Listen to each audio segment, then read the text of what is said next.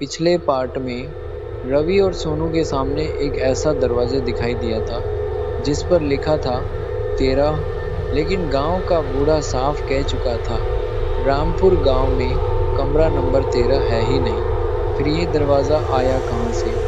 रवि ने धीरे धीरे दरवाजे की तरफ कदम बढ़ाया। सोनू ने उसका हाथ पकड़ लिया। भाई, अगर अंदर से कोई आवाज़ आए ना तो इस बार मेरी तरफ से साफ है, हम घर चलते हैं। रवि बोला, घर जाने के लिए पहले इस गांव से निकलना पड़ेगा। सोनू ने चारों तरफ देखा और अगर गांव ने फिर रास्ता बदल दिया तो। दोनों कुछ सेकंड चुप रहे। फिर रवि ने हाथ में पकड़ी चाबी दरवाजे के ताले में लगा दी। क्लिक, ताला खुल गया।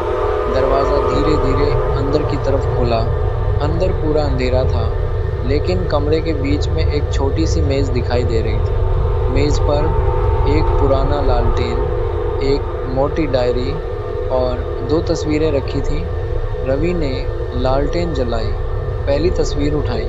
उसमें एक जवान आदमी और एक महिला खड़े थे। सोनू ने तस्वीर देखते ही कहा, भाई, ये मेरे माता पिता हैं। रवि ने दूसरी तस्वीर उठाई। उसमें भी वही 2 लोग थे, लेकिन उनके साथ रवि के माता पिता खड़े थे।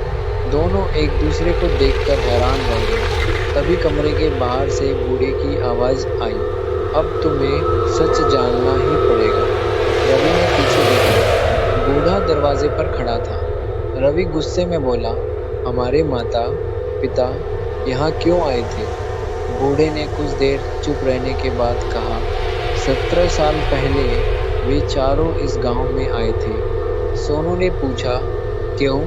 बूढ़े ने जवाब दिया, तुम्हारे पिता इस गांव के पुराने रहस्य की तलाश कर रहे थे। रवि ने डायरी उठा ली, उसका पहला पन्ना खोला। उसमें लिखा था, रामपुर में रात के बाद आने वाला हर व्यक्ति गांव की यादों का हिस्सा बन जाता है। अगले पन्ने पर लिखा था, यहाँ से कोई खाली हाथ नहीं जाता। सोनू ने डरते हुए पूछा, तो हमारे माता पिता? बूढ़ा बोला, उन्होंने गांव से जाने की कोशिश की थी, लेकिन गांव ने उनसे एक कीमत मांगी। रवि ने पूछा, कौन सी कीमत? बूढ़े ने सीधे उसकी आंखों में देखा, 2 लोगों की। कमरे में अचानक सन्नाटा छा गया। सोनू ने कांपते हुए पूछा, क्या मतलब? बूढ़ा बोला, उस रात 4 लोग गांव में आए थे। वह रुका, लेकिन सुबह सिर्फ 2 लोग गांव से बाहर निकले। रवि की आंखें फैल गईं। तो बाकी 2 कहाँ गए? बूढ़े ने कमरे के पीछे की दीवार की तरफ इशारा किया। वहाँ एक पुरानी दीवार पर दर्जनों तस्वीरें लगी थीं। हर तस्वीर में अलग अलग लोग थे और हर तस्वीर के नीचे एक तारीख लिखी थी। सबसे नीचे एक नई तस्वीर लगी थी, रवि और सोनू की। दोनों के चेहरे पर डर जम गया। सोनू बोला, ये तस्वीर कब ली गई? बूढ़े ने कहा, आज रात। अचानक कमरे की लालटेन बुझ गई। ऊर्जा पूरा कमरा अंधेरे में डूब गया। फिर अंधेरे से आवाज़ आई, किराया। रवि और सोनू पीछे हटे। फिर दूसरी आवाज़ आई, किराया अभी पूरा नहीं हुआ। सोनू ने रवि का हाथ पकड़ लिया। भाई, ये आवाज़ किसकी है? रवि ने धीरे से कहा, मेरी। सोनू ने चौंक कर उसे देखा, लेकिन तूने तो अभी कुछ बोला ही नहीं। तभी अंधेरे में रवि की आवाज़ फिर सुनाई दी, सोनू, पीछे देख। रवि ने तुरंत कहा, मत देखना, लेकिन सोनू ने गलती से पीछे देख लिया। कमरे की पिछली दीवार पर अब सिर्फ तस्वीरें नहीं थीं, वहाँ 4 परछाइयाँ खड़ी थीं। 2 परछाइयाँ धीरे धीरे आगे बढ़ी। उनमें से एक ने कहा, तुम्हारे माता पिता ने वादा किया था। दूसरी आवाज़ आई कि उनके बच्चे एक दिन वापस आएंगे। रवि की सांस रुक गई। हमारे माता पिता ने हमें यहाँ भेजा? बूढ़े ने सिर झुका लिया। नहीं, वह बोला, उन्होंने तुम्हें भेजा नहीं था। एक पल की चुप्पी। फिर बूढ़े ने कहा, गांव ने तुम्हें बुलाया था।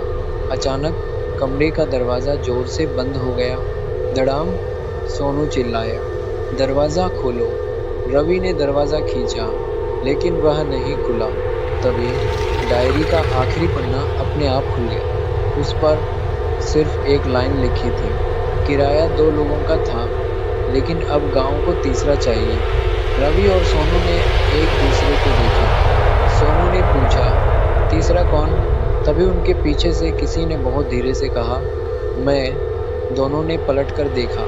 कमरे के कोने में वही रहस्यमयी बच्चा खड़ा था, लेकिन इस बार उसके हाथ में चाबी नहीं थी। उसके हाथ में थी रवि और सोनू की बाइक की चाबी। बच्चा मुस्कुराया और बोला, अब तुम दोनों नहीं जाओगे। वह एक कदम आगे बढ़ा, लेकिन कोई एक जा सकता है। रवि और सोनू एक दूसरे को देखने लगे। दरवाज़ा अपने आप खुल गया।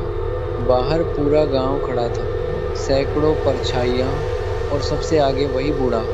बूढ़े ने कहा, फैसला तुम्हें करना है। रवि ने सोनू की तरफ देखा। सोनू ने धीरे से कहा, भाई, अगर सच में सिर्फ एक को जाना है। वह रुक गया, फिर बोला, तो मैं नहीं जाऊंगा। रवि ने उसकी तरफ देखा और तभी गांव की सारी लाइटें एक साथ बंद हो गईं। अंधेरे में सिर्फ एक आवाज गूंजी, गलत जवाब। पार्ट 5 में रवि और सोनू में से कौन गांव का किराया बनेगा? उनके माता पिता ने 17 साल पहले रामपुर गांव में क्या किया था? और सबसे बड़ा सवाल, क्या रामपुर गांव से कोई कभी सच में बाहर निकल पाया है?